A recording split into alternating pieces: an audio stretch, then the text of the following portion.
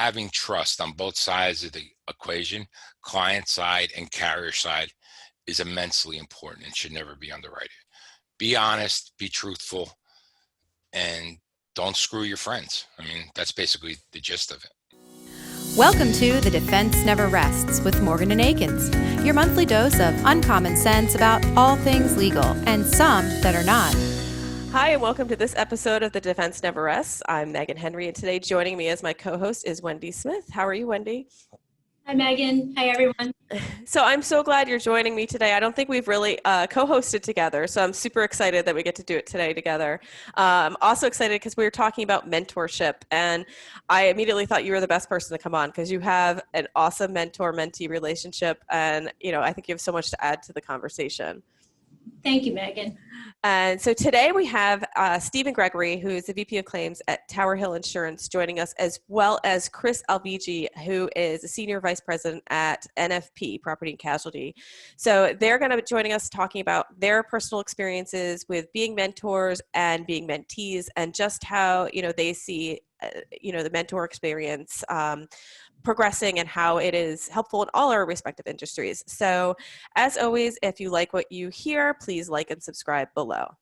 Good afternoon, Stephen and Chris. Welcome to The Defense Never Rests. We're very happy to have you on this afternoon.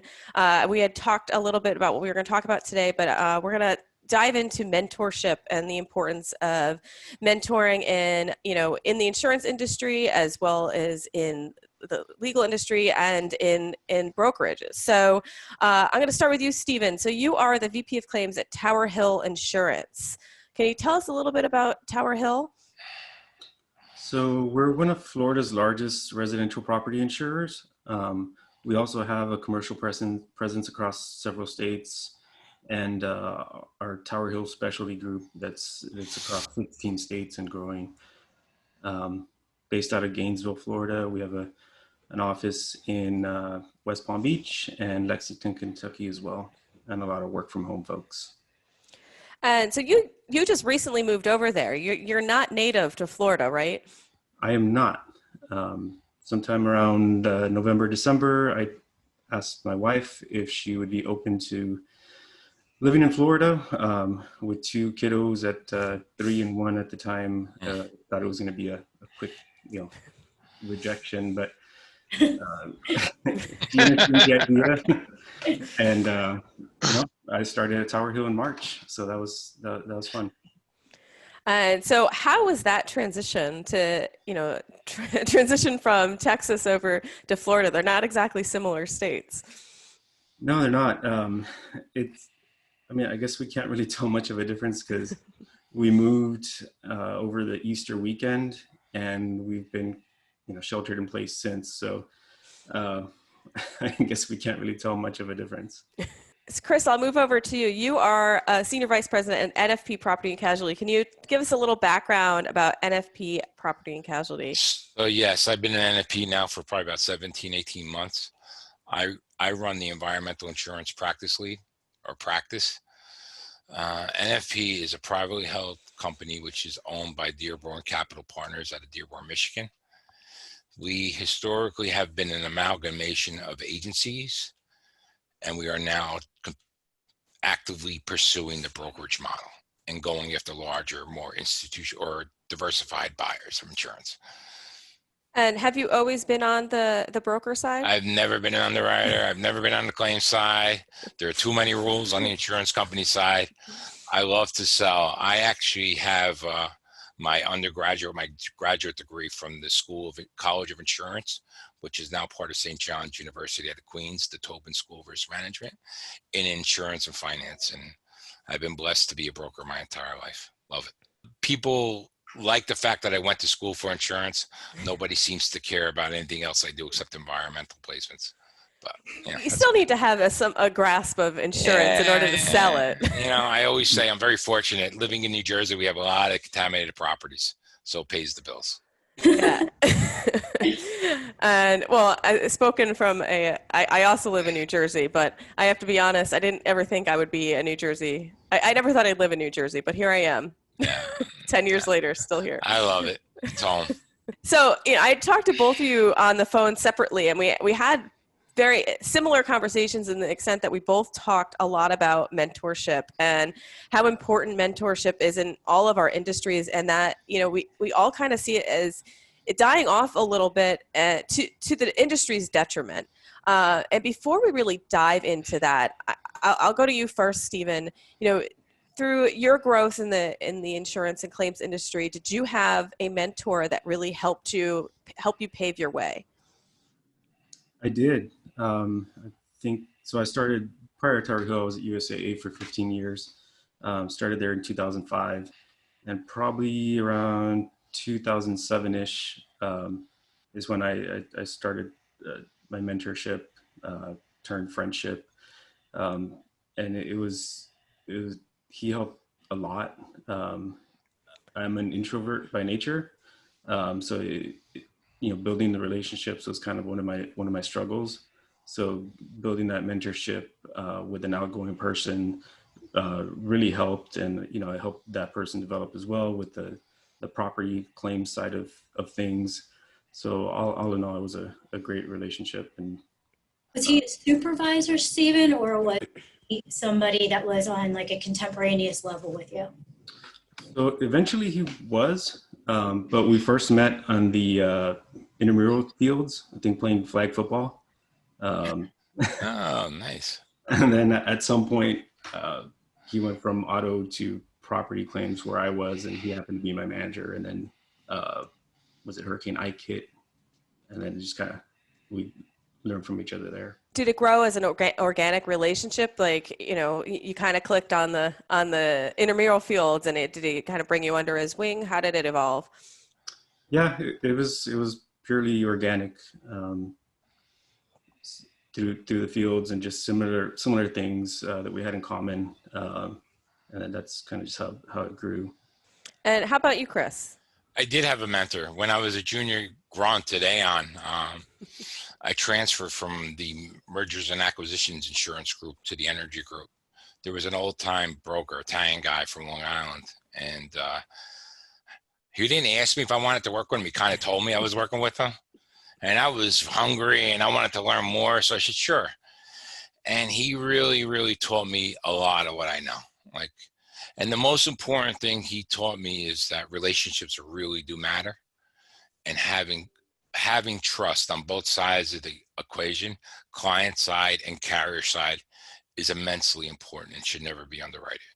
Be honest, be truthful, and don't screw your friends. I mean, that's basically the gist of it. Really learned a lot, blossomed. Chris, do you think that's what made you stay in the insurance industry? No, I think that I was kind of, I was kind of transfixed on staying in the insurance business. But I do think that his leadership and tutelage made me want to be a producer or a salesman even more. So it guided me in that sense to go out and sell, as opposed to being a back office person. I knew I wanted to do more, and I saw the money he was making. I saw the fun that he had. He worked hard. He played hard, and and I worked hard with him, but we played just as hard. So it was a great relationship because he really, really knew a lot, especially in the environmental and the energy space, which is what I'm very active in these days. So he did have a profound impact on my career. See, I think that's interesting because when I look at from like a legal perspective, I've been in this industry practicing attorney for 15 years, but I actually was a paralegal another lifetime before I went to law school. And you always, when you said you want to go to law school, people would say to me, "Are you nuts?" Like, attorneys have been practicing for years. In fact, my own mentor was like, "Are you crazy?" But then you see what they've been doing. You're like, Chris, like, well, you saw your mentor, how, played hard, worked hard, but in the end, it was really beneficial to him. And I think that's, to me, that's somewhat of why I stayed with this and I pursued my career. I absolutely agree. I love what I do. I mean, as much as anybody can get excited about insurance, I really do get excited about insurance. And it's really cool what we do, right? Because the world stops without it. And right. People don't think about that, right? Because they're thinking about their auto payment, their homeowner, their umbrella payment that keeps on going up and up and up. But again, the world stops without it. Right. So insurance needs to be everywhere. And it's something that, you don't really think about it until you're kind of entrenched in it. Certainly wasn't something I had thought about in law school or before. I'll say personally, like before I even went to law school, I never even considered law school being an option. I was like a science major. And it was just so far from my thoughts. And I worked at a consulting job and my mentor was a lawyer. And I was like, oh, I guess that is something I could do. And I completely changed paths. Solely because I realized, this is actually something that might work for me. And I hadn't realized it at the time. I was just like, I'm just good at science and math, not that writing stuff. I actually have a funny story. My son, when he was younger, he asked me to come to school, he told the kid, occupation day. I forget what it's called. So he invited me in. Career day. And he invited me in to come and talk about my job because, now he's 19, he's at Villanova, and he says, what do you do besides talk to your friends all day, go out to lunch, play golf, go to dinner? So not really much more than that, but I was in his third grade class and I was trying to think of an example to resonate with the kids. And I thought it was a brilliant example, but the kids hated it. I said, you know how your mom takes you to McDonald's and you have a play date with your friends before COVID? They said, yeah. And I said, who does that? And they all raised their hands. I said, well, without insurance, they can't do that anymore. And you don't have any play dates. And they all started to tear up. I said, oh my God. So, I can only imagine the conversation at the dinner table. That wasn't a pleasant one. My wife said, what is wrong with you? I said, I don't know. Mommy, the guy didn't said everything's going to close without insurance. So that was an amusing anecdote, if you will. I mean, third graders don't care to learn about no, they don't. Contamination losses. They don't. No, unfortunately, no. Nobody shares the excitement at my dinner table. Well, you did spice up career day. I mean, usually, usually the parent who wins career day is the one who comes dressed up in like the pilot suit. But I did bring a lot of insurance company swag, so that kind of got me out of the doghouse. Yeah, that helps. Yeah. So, and Wendy, I'm going to put you on the spot because I know you've had a long-term mentor, but I'd love for you to share how that relationship developed for you. So my mentor is an attorney. At the time, he was a DA in Philadelphia, and he was in the rape unit. So when I was young, I babysat his kids. So that's how it really started. That was where the mentorship came. And I just remember talking to him as a young person, when he's driving me home after I babysat and telling me these stories at the DA's office.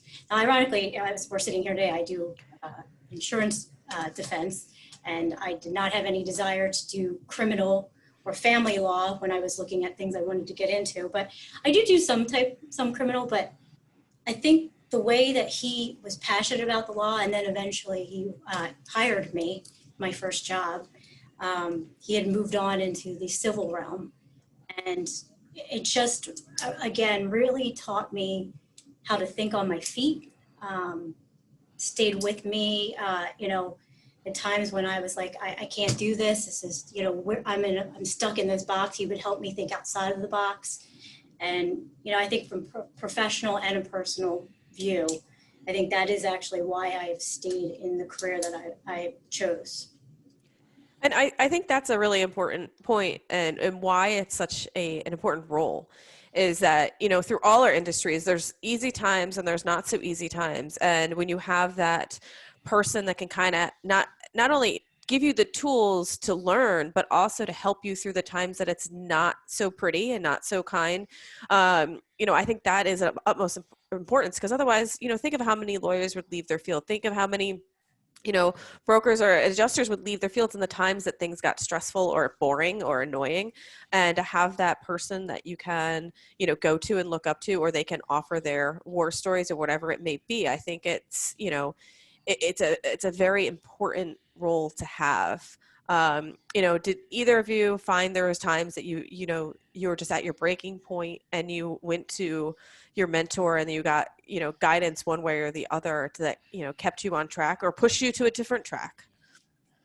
I did. I mean, back when the towers went down, this is a long time ago, right? I mean, I was commuting to Aon in the second South Tower. And it took me a long time to come to terms if I really wanted to be in the insurance business and I wanted to go back to the city, right?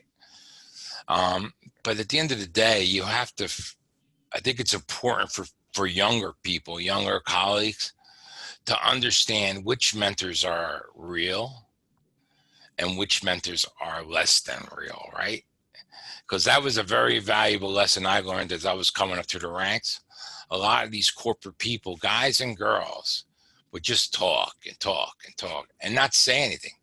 But then every once in a while, you're going to find the right person, man or woman, at either a peer level or a senior level, most preferably a senior level, that's going to be truthful and honest and care about you and your trajectory in your career.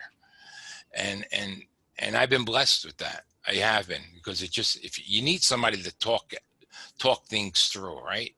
You know, my wife loves what, you know, my wife is appreciative that insurance is done well, that I've done well financially in insurance, but she doesn't want to hear about the corporate stuff that I have to deal with. I mean, I get it. And she can give me her opinion and I value it, but it's not gonna, I need to figure out how to navigate internally sometimes. Chris, I take it that your wife is not in the industry. No, she's not. So my wife was a big shot when we got married at Coopers and Lybrand. She was an accountant, which was great because I could never balance a checkbook. So I gave her my checkbook as soon as we got married. But I do think that, you know, finding the right person, and sometimes junior people are so desperate for guidance that they often put faith in those they shouldn't. Having the ability to find the right person for you, not understanding not everybody you meet with not everybody we meet in our careers will be a good fit. Yeah. What about you, Stephen? Yeah, I had a couple of points where there was some great advice given, and you know, frankly, at the time, it was advice that I didn't like. Yeah. You know, at one point, I was kind of bored of being a desk adjuster, so I took a job as a field adjuster with USAA in Chicago. I had never been there, and then after a year or so-ish, I wanted to try the management route, and I interviewed with my mentor, who by that time I'd been a mentee of this for at least 5 years, and I didn't get the job, and I was like, oh, wow. And you know, I had the honest feedback from him, and it wasn't meant to be. And then fortunately, you know, I always think everything works out for a reason. So, you know, I was able to take on a different role and help stand up this other team to take on executive complaints that helped me with my future endeavors, which was, you know, ironically shot down by him again for another role. So that was, you know, part two of being shut down, where I wanted to help lead the catastrophe response for USAA. But, you know, the feedback was he was looking for some leadership or managerial experience. So, you know, within a week after that, I became a manager, and that, you know, again, that helped me a lot to grow. And sure enough, I got the other role that I wanted eventually, but now with more knowledge under my belt, which helped me in the long run. So at the time, like I said, I didn't like the feedback, but it was well worth it. And I appreciated that I can have the trust in someone to tell me the truth. I mean, that's a huge part of it though, too. It's not just hearing the good, you know, what are you doing well? You know, how does that really make you grow if you just hear from someone, oh, you're great, you're wonderful, don't change a thing. And there's no growth from there. You know, you have to hear some of your weaknesses so you can, you know, address them and work on them, and then, you know, grow from there. I remember, you know, one time, you know, early out of law school, I had a mentor, and I was young and emotional. And I remember I ended up crying during a review because, you know, some other higher up partner had said something negative, and my mentor took me in their office and she's like, don't you ever cry. You can talk to me about it later, but don't you show them that you're weak. And, you know, and some people might think that's not good advice. At the time, you know, I didn't like hearing it, but looking back on it, I do think it was a positive thing to show me at that point, like to not show, you know, that I could take criticism, even though it might upset me, I could at least take it, and then, you know, I could cry when no one's looking. So, Megan, I think that's interesting because I don't know, and Chris and Stephen, you might have a whole different take on this, but I think that comes with, I don't know if it's a woman thing or an age thing, but I had been told by former supervisors, I'll just leave it, I got told once, we all wear our big boy pants around here, Wendy, and so they expect me to put on my big boy pants. And I had the fortunate opportunity a little while after that to bring that back in a really positive way. And I said, the person was like asking me a question, and I'm like, well, you know what? I did what you said. I put my big boy pants on and took care of the problem. I had a great woman that I worked with when I first started practicing, and I was in a panic because I thought that I might have screwed something up in a case, and she was like, I'm so careful of all these things, and I ran through this. It was a Sunday afternoon. I was in the office, and this woman was like, nope, you did not. She told me exactly what the email was to write to the partner to get the information I actually needed. And I remember this piece of advice. She said, whatever you do not say you're sorry, because that person sees that as a weakness. Mm-hmm. And I think that's really startling, as a young attorney, young female attorney. But again, I don't know if that's a gender thing, an age thing, or.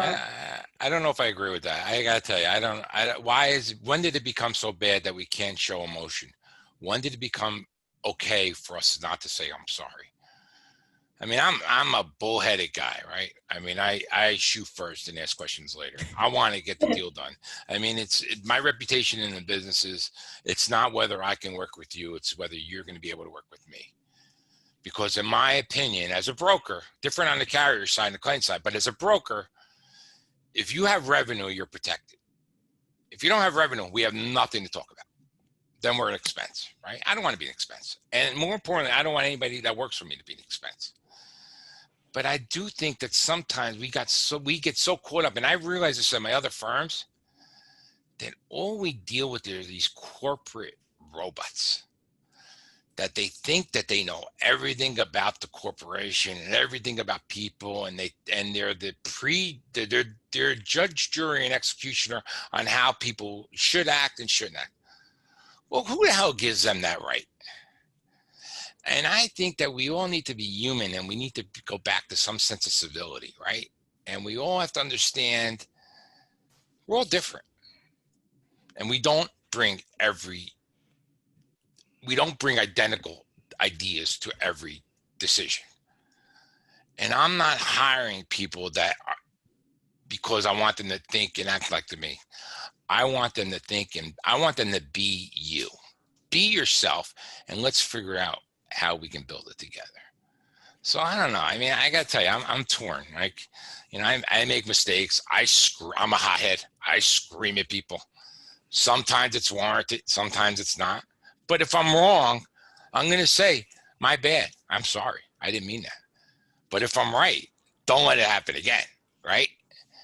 And that's the challenge. And I think that we've been so focused on becoming politically correct, and nobody really says what they mean anymore. And Have you watched the news? Yeah, but at the end of the day, we need to be more understanding and try to be more direct and more transparent. And I think it makes us all better.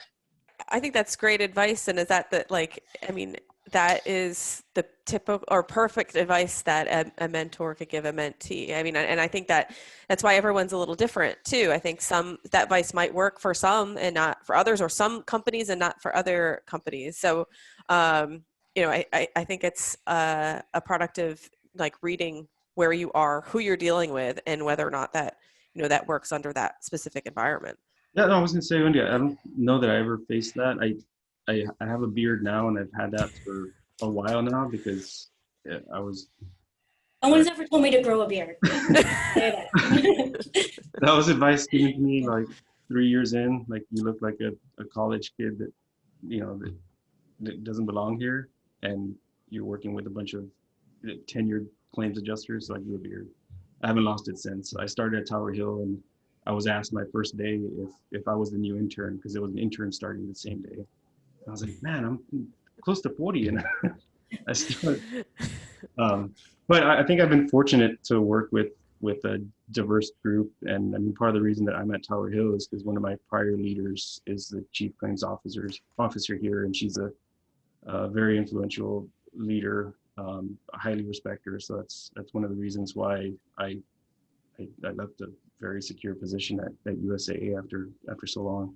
And switching gears a little bit, you know, we've talked a lot about how, you know, our mentors have kind of helped us along, given us advice in different ways that have kind of helped form us. But, you know, how about moving forward with mentee relationships? I mean, do you have, you know, younger or even equals that you provide a mentor relationship to in your organizations? Yes, here and prior relationships, because, you know, just because I left 8 months ago doesn't mean that I lost all those connections that I had for years. And I think that was the biggest thing that I took away, because I saw how much someone vested their time and leadership in me, that I wanted to do the same for others. I learned a lot, and wanted to make sure that everyone knew that, you know, mentoring is a thing, and there's a plan. If it's not organic, there's a plan to make mentorships work. You know, you can't just show up and say, mentor, tell me about my future.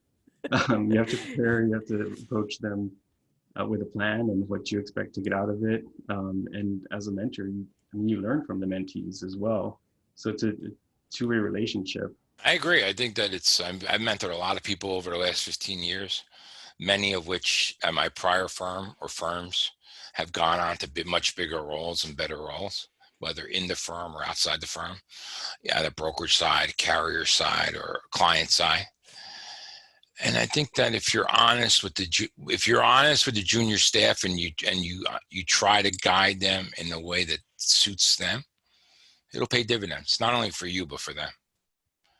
And I believe that we need to do more of that. I honestly, you know, I know maybe jumping the gun a little bit, but I do believe that senior people have a duty and an obligation to mentor younger staff.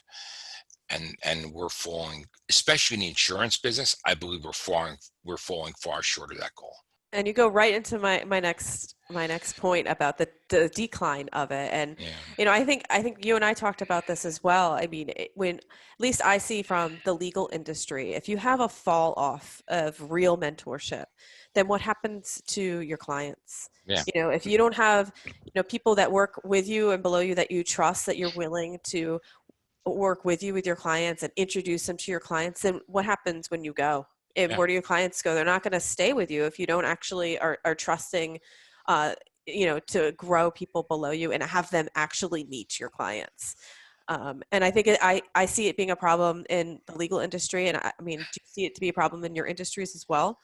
I see it a huge problem. One of the things that I've noticed over the last 5 years is a lot of the junior staff are afraid to make a move because they're petrified to make a mistake. How do we grow if we don't fail? I haven't really figured that out yet, right? And I always say to people, if you make a mistake, just tell me, I'll fix it. If you don't tell me, I can't fix it, right? And then it's probably too late. But I think we need to give junior staff an opportunity to fail and to learn and to grow and absorb and be like a sponge. And, you know, right now I have 2 full-time staff, a guy, he's in his early 30s, and a young woman who's in her early 20s. And I just took on an intern from St. John's who's 21. And they're all different levels of their careers. And they all come from different opinions or different backgrounds. But it's just trying to get them to understand that they don't know everything. Right? Because the kids today, they think they know everything, which they don't. But they don't. I see the biggest way I can help them in a mentor relationship is to communicate. And texting is not a conversation, right? Pick up the phone and call somebody. And I used to say this to people I work with at my old firm when I worked at Marsh. Get on a subway, use your corporate card, and go buy somebody lunch. Just do it. What do you mean? Why? Because you got to get out. I mean, Because at the end of the day, it's relationships that has the strategic relationships I have started 20 years ago, 25 years ago, when they were junior and I was junior. And now we're the leaders of the insurance industry. That's what you need to aspire to. Do more. Mentor mentee program, or is this something that, Stephen, you said your mentorship kind of went or came about organically? That was organic, but from what I learned with that, so at USA, I was part of a Hispanic diversity and inclusion group where we actually put together a mentorship program. Pretty big company. I think the group was in the thousands. So we had a lot of volunteers for mentors, myself being one, and paired everybody up with 3 to 4 mentees. So that was a good way to develop a mentorship program that was very successful. Here at Tower Hill, I think we've added 15-ish new employees since I started, and a lot of it is you can hire a claims adjuster and claims your claims, but if you're getting used to a different culture virtually and new claim systems, that's a challenging part. So we've developed mentor-mentee relationships with what we perceive to be future leaders within Tower Hill. So it's a development opportunity for the mentors to show us and the leadership team their leadership skills, and it helps them develop somebody as a new employee. So it's a pretty good mentorship program we're kicking off here. And that's good to hear, because I feel like a lot of times, at least in my experience, the planned mentor-mentee programs aren't as successful or don't work as well, I guess, as the ones that just develop. But I think it just depends on the organization and the type of people involved. Because I know I've been a subject of a failed mentor-mentee program that wasn't really successful, and I found my real relationships have worked more on their own. So I think it probably just depends on the organization and the people involved. But it's good to hear that it works. You've seen it work really well for you and at your companies, but I haven't had that same experience personally. I have a love-hate relationship sometimes with the paired mentorship programs. Just again, like some experiences, it's kind of forced. Maybe the person that was assigned to you is not the best person, but I also found over the years that people didn't know, a lot of like younger attorneys, for instance, didn't know that they could have a mentor. Maybe they had 3 or 4 partners in their department or whatever that they were working for, but not one of them did they really feel like could be a mentor. So sometimes that having some kind of, hey, we do have a program, we do offer, there are people who will volunteer to give some mentorship to you, can be beneficial, because they just don't know, other people just don't know that it's available for them. And I also think, and speak up if you don't agree, but sometimes I feel like these relationships happen and you don't know it was the person was a mentor until later. You're like, oh, yeah, I guess they did help me. But at the time, it didn't. I think as I think back on my career, I think there's been a number of relationships that now I'm like, oh, yeah, I guess that person was a mentor. But at the time, they didn't have that definition in my mind. It was just someone I worked with that helped me along and help guide me or challenge me, and at the time I just didn't realize it. I don't know. And you're probably better off because it was less formal, and you were probably more relaxed. Right. Yeah. Right. And I think on the flip side, myself to others, like I might not call myself a mentor to other people, but now think back, I'm like, oh, I guess I kind of helped them along. I just didn't know it at the time. I think it depends on the culture. I mean, if you foster trust and collaboration, then you don't need an official mentorship program. You all should just be able to help each other along the way and trust that you're doing yourselves betterment. I agree. Yeah. And I also think it kind of reaches outside of your individual organization. Like I look at, just your general network. And when you work with your your network and the people that you know, I think it comes into play then too. I mean, someone you may have worked with years ago or met at, some lunch or some function and that you've kept in touch with over the years. I mean, these, you might be in the same industry, you might bounce ideas off each other and you don't even realize it's happening. But, you've developed a relationship that, in a way you're mentoring, sometimes you'd be mentoring each other or, you could be helping the other person along, whatever it may be. Have you, either of you come across that or experienced that in your careers? I think that I've had people that help me informally. I didn't work with them directly, but I always knew, and this was outside my firm at other brokerage, that I always knew that if I had any questions and if I needed a fresh set of eyes, I could always call them. And that was good. And it just gives you, sometimes they validate, sometimes they don't, what the other people are saying. And then you just have to make an informed decision based upon that. You don't know, you really don't know what you have until after it's gone, right? I mean, that's the challenge. I think that's what you just said. And you need to have those relationships, as in claims, you might have to call that trusted contractor that, you might not provide any business to, but you developed a relationship over the years and, you need that opinion or independent adjusting firm, or, whoever it is that you might need. As long as you mutually respect each other, you can help each other out, even if there's no monetary exchange. Yeah. Sure. I mean, I'm sure Wendy would agree with this too. I mean, there's attorneys that you've worked with in the past that you might have an issue in a case and you just call them up, be like, they might not work at your firm and you just, hey, I have this situation, what do you think? And I think those relationships are so valuable and so important to keep up because, sometimes you need to reach out of your individual organization to help you out and get, another set of eyes on things. I'll even take this outside of just from lawyer to lawyer.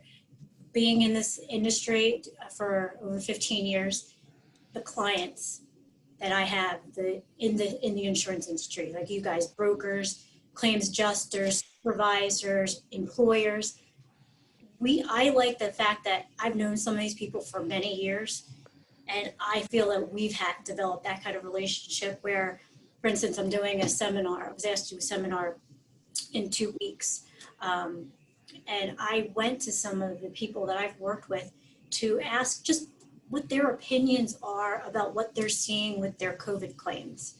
And not from the perspective of the current claims they have, but what future concerns, because I feel like the feedback that I get from these people is invaluable to me. There are different industries, different sectors. Some are, municipalities, some of them are in healthcare, some of them are in construction. So I find that everybody brings something to the table.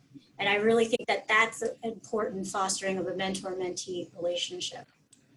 I'll say this to both you guys, I always welcome people call me. If you have any questions or whatever, I want to, I hope that I provide, kind of mentor-mentee service, but, that you, me as kind of a go-to person as well. Yeah. Wendy Smith, open for business. 24/7. People get my cell phone. I'm like, oh my gosh. Yeah. 6 o'clock in the morning. I'm like, I haven't had my first cup of coffee yet. And I have to tell you, that's true because I do work with a lot of outside counsel all over the country. And if they know, not all of them, but many of them know that if they have a problem, they're in a jam or their client's in a jam, they can call me and I'll give them my best advice.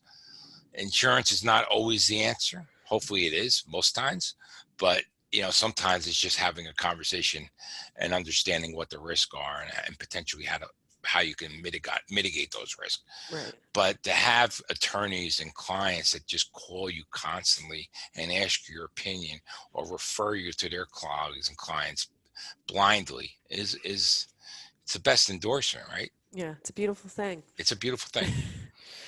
We touched on this, and we touched on how we see a decline in this relationship happening. Although we've all just keep talking about all these examples, how it's kind of not dying. But how do we keep it going? How do you keep these relationships? You foster these relationships to keep building, or are they happening organically and we're just kind of being blind to it and we're realizing it now that actually it's not really declining. What are your thoughts? I think that there are a few junior colleagues out there in my firm and in among my peers that will actually have the tenacity and stick with trying to either have a mentor, get a mentor, or, you know, start a peer-to-peer group, right? But how many aren't doing that? And the question is, how do you engage them so they just don't get lost in the shuffle? I mean, it's really easy, right? If you go to the right school, if you come from the right bloodline, it's a layup almost, right? As easy as a layup can be. But if you're not in the right school and you don't have the tenacity, you don't speak up for yourself, and you're kind of just lost, what happens to that person? And I don't know what the answer is, and you got to draw them out. And I'm finding it more challenging today because a lot of the junior colleagues today are hiding behind their phone. They're hiding behind the technology. They don't want to pick up. They don't want to interact. And that's, and you know, you just want to strangle them. It's like, what the hell are you thinking? You know, you can't do that. But it's like, come on, help me to help you. And it's hard to draw them out. It's very hard to draw them out. And do you think it's more compounded now that, like, think about it, since for the last, I don't know, what month are we on? 8 Yeah. of being, you know, home. I mean, it used to be like, you could be in the office like, hey, you know, Joe, let's grab lunch. Let's go grab a drink or whatever. Now we're outside of that environment. Yeah. So I think it makes it that much harder to try to connect to, you know, the generation that's just, they're stuck on the phone. You're not seeing anyone face to face. So then how do you do it now? I mean, is it a phone call? I'll let Stephen speak, but I just have one more thing to say. At the end of the day, I tell people all the time, I ask them to do, let me back up. I ask them to do something or call somebody. And the standard answer I get, well, I called them, then they didn't return my call. Would you call them back? No. Why? I said that you need to, why would you wait for me or anybody else to do something for you? Do it for yourself. Call them incessantly. Be a royal pain. Get the answer you need. I get the email. I emailed them. Email me back. What are you thinking? Did you pick up the phone and did you call? Yeah. Pick up the phone. Call them. Get in front of your face. And that's the challenge. And that's the common response, right? And it seems like it transcends many industries. Like, come on, do more. And if they don't do more, it's not going to work, right? Because for me, a no is not a no. Like until the 15th time they say no, and then maybe I'll slow down a little bit. But they need to figure out how to get the information or extract the information they need. So I think for on my end, because we are all virtual and there's so many new faces, we've seen success with the in-place mentoring. But really what I'm hoping there is that even if you don't find the common ground with your mentor or mentee, at least you know that mentorship is a thing at Tower Hill. And if this isn't the right person, like, yes, maybe you might go for some claim specific information, but if you want some career advice, you know that we're open to that communication. So you could send somebody else an IM or jump into a different conversation within the group chat for the team, and then build your relationship that way. Because you're coming in, starting knowing that mentorship is supported. Almost like it's a corporate culture that, if person A isn't your person, there's almost an open door policy amongst the whole company that, there's someone to go to. Yeah. And I think that's, I think that's awesome. I think, I can speak to our firm. I think we operate that similar way too. You might not work directly for, person A, but you can still go to person B, about any questions that you may have. And I think that helps foster a whole community culture, as well as it just makes you feel comfortable to go to someone with hey, I have a really stupid question and I don't want so-and-so to know. Will you help me out? And then you say there's never a stupid question. Yeah, but sometimes there are. Sometimes there are. Well, Stephen and I, when we were talking, when we first got on the call, when we were waiting for you guys, Stephen, you're in this job for 7 months. And I was saying that I'm actually sitting in my office in downtown today because I started coming in at least 2 times a week because I have brand new employees. I have brand new paralegal, I'm a brand new associate, and I make them come in. I should say I ask them to come in not because I'm I'm micromanaging them and I really need to know every second of what they're doing.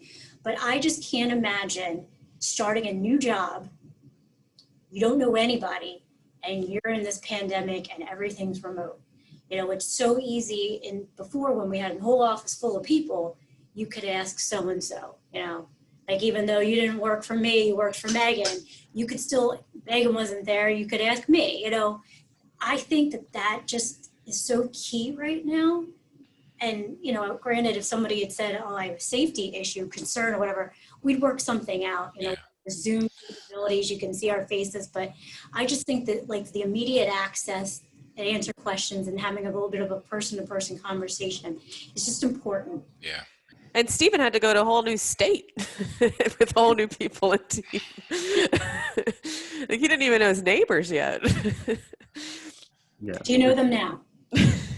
For the most part, we tend to remember the pet names more than the people's names. Yeah, much. We just talked to a different set of neighbors yesterday that was walking around. And we're like, sorry, we're probably gonna remember your dog's name. They're like, oh, we talk about that all the time. So. We've had a ton of turnover here too. I feel like everyone's just been moving in, and thankfully everyone seems to be staying outside. So actually, it's totally off topic. One thing I've seen that is a very positive is everyone's out and walking around, and I've actually met more neighbors now than I ever knew existed. And I hope it doesn't end, in that respect. I hope everything else ends, but I still want to see my neighbors. Let's talk about success stories. I mean, can either of you or any of you think of, a success story you've had with, a mentee that, you've really seen them blossom or grow or even perform you to the, and that you're like, wow, that's amazing that I got to be part of that. Yeah, I had a mentee that he actually took, he's part of my succession planning and mentorship, which helps when you're trying to plan for the next move. Your leader will help vouch for you to get you to the next position if you have all your work shored up and it's not going to be a complete disaster when you leave, or they have to start from scratch with somebody. So I was fortunate to have a friend that turned into a mentee, and he successfully filled in 3 of the prior roles that I had. And at one point he was borderline about to have the same job that I did, and at one point my wife was like, well, you helped this person, they moved up faster than you, isn't it going to be weird that you could be peers? And it's because of the time you put in with them. It's like, so that the response was like, no, because he worked his butt off. Like I may have recommended the thing here or there, but everything that he has, he earned. As it was his destiny, and if he's going to be my peer, then so be it. And if he were to become my peer, like if we're in the same position and at some point he was my boss, then I'd be even more proud of it. Because if he took the ownership and he had the more outgoing skills, or whatever you want to call it, to be above me, then I would never hold that against a mentee. Yeah, and that's great too, and that speaks a lot to your relationship and also your personality too. That not to be, some people would feel threatened, and almost, I think some people might feel threatened and even negative about that, and I think it speaks a lot to you that you're happy for your mentee's accomplishments. Well, you have to be genuine if you want to help somebody. Then absolutely, I agree with that. Yeah. What about you, Chris? I actually did. I had lunch with this kid that worked for me probably a few months ago. And when I worked at Marsh, he was just out of school, and he was assigned to help me out and work with my book and help me grow the sales initiative. It turns out, fast forward a few years later, he starts to blossom on his own, and then he leaves the one Marsh entity to go work for another Marsh entity. At the time, I'm working on a huge placement, the largest pollution placement ever done in the world. Huge for one of our clients. And he was at Marsh, and I needed help. So my management went to go talk to his management, and they said, we want you to come and help us with the reinsurance and all this other stuff. And he said, okay. And it was really humbling because when we sat down at lunch, he said, the first thing he said to me is that you changed the trajectory of my career. And I was like, holy. I said, what do you mean? He said, you did that for me. And you helped me go in a path that I never knew I was going to end up going on. And he's profoundly happy. And he has subsequently left Marsh to go on to a large role with the analytic type insurance company, one of these startup insure tech companies. And he's doing phenomenally well. And I said, it's awesome. You kind of love it when a plan comes together. It wasn't a plan. I mean, it was really just dumb luck, but he's really, really blossomed. And then there are a few other kids that have gone on to risk management roles, and they come back to me and they say, you know, you opened my eyes that there's a lot more to this business than what's in front of you. And, you know, and that you always want to hear about those stories, right? Because you always want people to successful. None of us gloat when somebody fails miserably, right? We don't want that. Nobody wants that. And I think that it's just to have an impact on their, you know, professionally and personally. I'm blessed. Yeah, and it's also a compliment to you, you know. Yeah. Well, you know, it's funny. It's a really good point you say that, because I sat down I had a call with one of the junior people in my office today, a month ago, or actually not more than that. It seems like every day's a month ago. It was probably when she first started in March or April. And I said, listen to me, one day you're going to come to me and you're going to have bad news for me. And it's going to be somebody's trying to steal you. Somebody's trying to take you away. And I said, you're going to be afraid to call me. And I said, don't. She's like, what do you mean? I said, don't be afraid to call me. Call me. Be proud of yourself. Be proud of what you accomplished. Because at the end of the day, it's a great reflection on you and it's a better reflection on me. And I think that these, you know, that's the positive, right? Because we get so, and I think I've definitely experienced this where when I was reluctant to go to my boss and say I had another opportunity, because they try to make it personal. It shouldn't be personal. It's business, right? We're going to do what we have to do for ourselves and for our families first, and then the firm. So I want embrace that. Embrace what you work for. Nobody gave it to you. Earn it. I think it's a testament to your mentor, to yourself. When you have a mentee or mentees that come to you and say, you know, you changed my life. Recently, I had a former colleague of mine got a new job and called me to tell me, you know, was asking what I thought and everything like that. I was so excited. And he's like, you know, you're my go-to person. And I was very flattered. And I also remember, you know, why I started doing this stuff is because my mentor was the one that helped me understand you give back. Yeah. So that's what this business is about. That's who you should be about. It's not just what the mentor gives you, but what you can give back to other people and from what you learn from your mentor. That's true. I agree with that wholeheartedly. So we can't talk about success stories, though, without hearing about some disasters. There has to be of course, some instances that, you know, it's not all roses and, you know, butterflies and, you know, bubble gum and gumdrops or whatever it may be. I mean, there are some disasters in the mix. You know, can you recall any instances in your time of trying to, you know, groom these young up and coming stars, and it's just failed miserably in your face? I had one where they would ask me a question and then they would go around the entire office and ask everybody else the same question and then come back to me and try to rebut my opinion. And the first time, the second time, I kind of let it slide. I said, the third time I said, you keep on asking me. You don't believe me, so stop asking me. And it just got to the point where, like, they didn't understand, but they were just trying to almost sabotage the advice that I was giving them and play one against the other. And I was like, what are you doing? I said, if you want my opinion, I'll give it to you. But if you want my opinion, I'm giving it to you. I'm not giving it to the whole office. And they couldn't quite comprehend it. I just shut it down. I shut it down. And do you think it was like an individual's personality or them trying to almost use your I advice think it was a against you? personality issue. Yeah. I I have to say it was a personality issue. I mean, they could have, been skeptical of the advice I was giving them, but at the end of the day, I mean, I'm giving if anybody asks for advice, you're going to either take it or reject it. And if you reject it, no harm, no foul. Go ask somebody else. But I just didn't understand. I didn't like where it was going.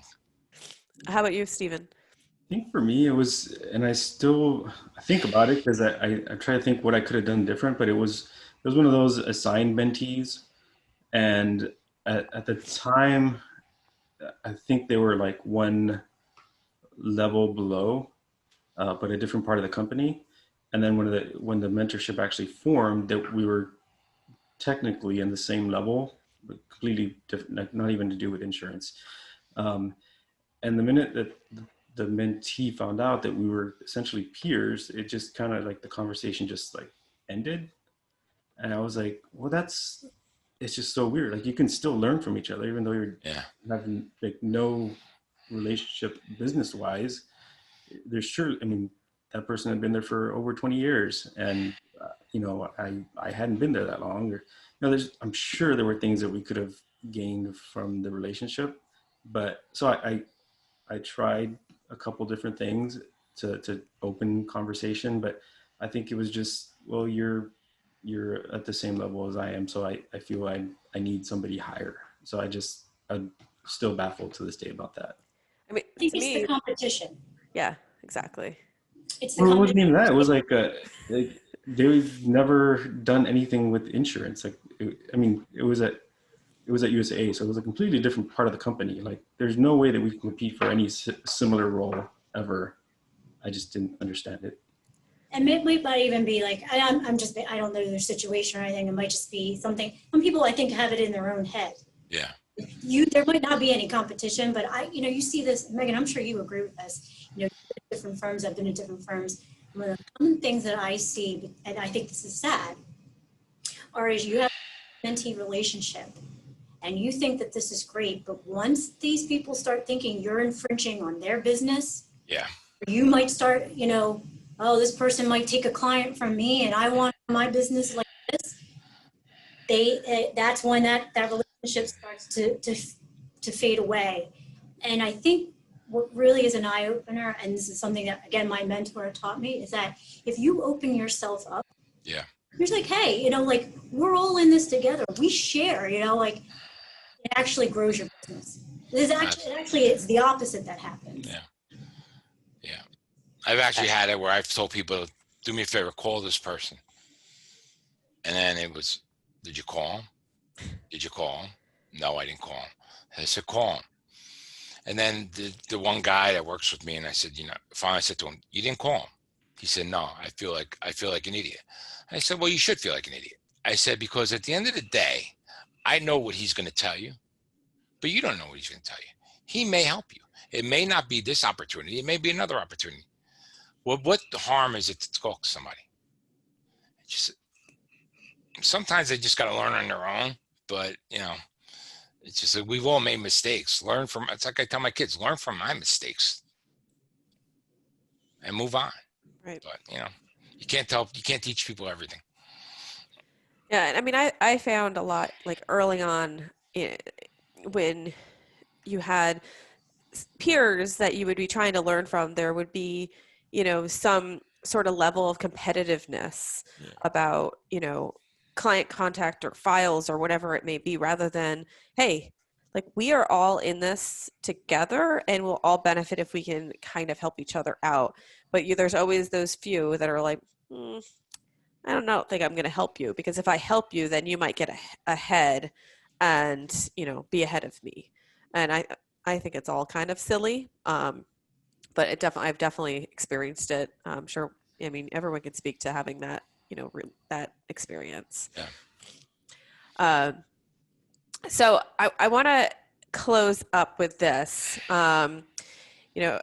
If you were to give, any piece of advice to, someone entering any your respective industries.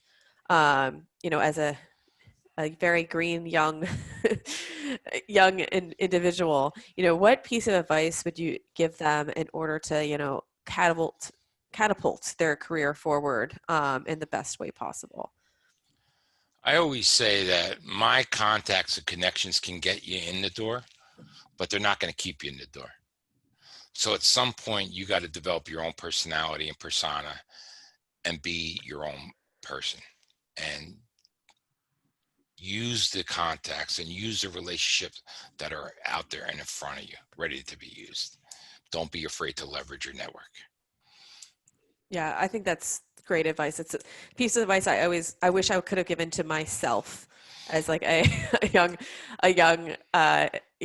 professional coming out, is use my network more than I did until absolutely. now. Without a doubt. How about you, Stephen? I think say yes to opportunities, challenges, even if you don't know what it is.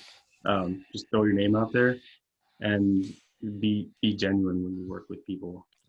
It comes out, people know it if you have other intentions.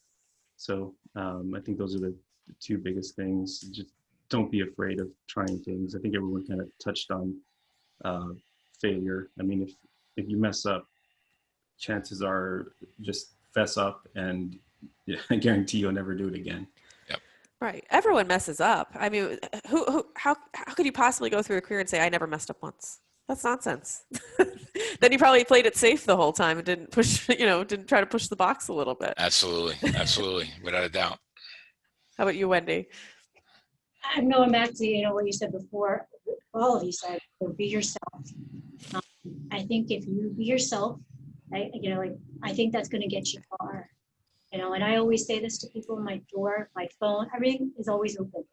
Call me, I'm not going to always know the answer, but I'm here to help you. I mean, that's what I actually view my career as.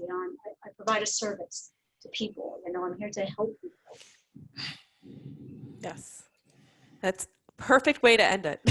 We're all here to help people in our each different forms. If you think about it, like from the legal, the lawyers are here to help people, brokers are here to help your clients, and in claims you're here to help your claimants. So everyone, that's our role. So, I think it's a great way to end it, Wendy. Absolutely. Well, and I was also going to end that. Chris, I'm going to call you after this Zoom, and you're going to be my new mentor. Absolutely. Without a doubt. Without a doubt. Yeah, it's okay to cry. I'm not going to cry. I'm going to wear my just saying, it's okay to cry. But I'm going to. She might cry after she gets off the phone with you. I don't know. I'm a mush. My bark is worse than my bite. It's the best kind to have. Well, thank you so much for joining us. I think we had a great conversation, and thanks again. This is great. Thank you so much. Thank you. It's nice meeting both of you. Be well. Bye-bye. Bye.